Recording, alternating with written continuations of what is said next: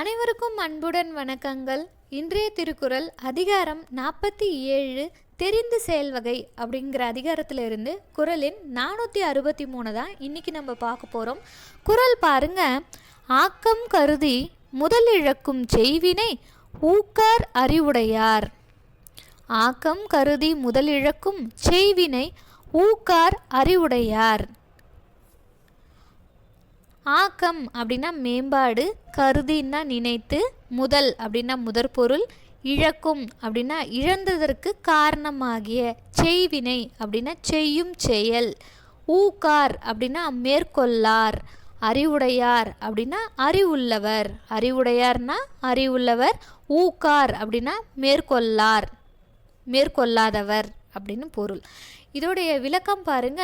பின் விளைவையும் ஊதியத்தை கருதி இப்பொழுது உள்ள முதலை இழந்துவிட காரணமான செயலை அறிவுடையவர் மேற்கொள்ள மாட்டார்.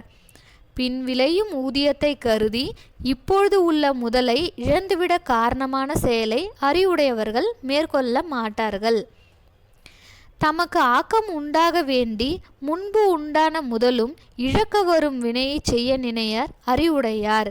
இது பிற்பயவாத வினை செயலாகாதென்றது.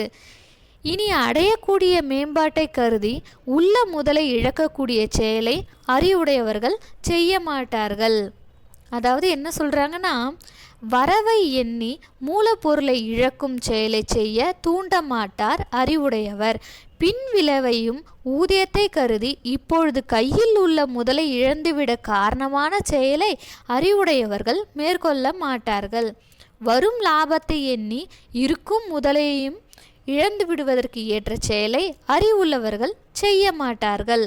பெரும் ஆதாயம் கிட்டுமென்று எதிர்பார்த்து கை முதலையும் இழந்துவிடக்கூடிய காரியத்தை அறிவுடையவர்கள் செய்ய மாட்டார்கள். என்னன்னா, வருங்காலத்தில் பெரிய லாபம் வரும், அதை நான் இதை பண்ணனா எனக்கு ரொம்ப நிறைய லாபம் கிடைக்கும் அப்படின்னு இருக்கிற மொத்த பணத்தையுமே இல்லை மொத்த பொருளையுமே கொடுத்து இழக்க மாட்டாங்க அறிவுடையவர்கள் அப்படிங்கிறத அழகாக திருவள்ளுவர் இந்த குறளில் சொல்லியிருக்காரு பாருங்க.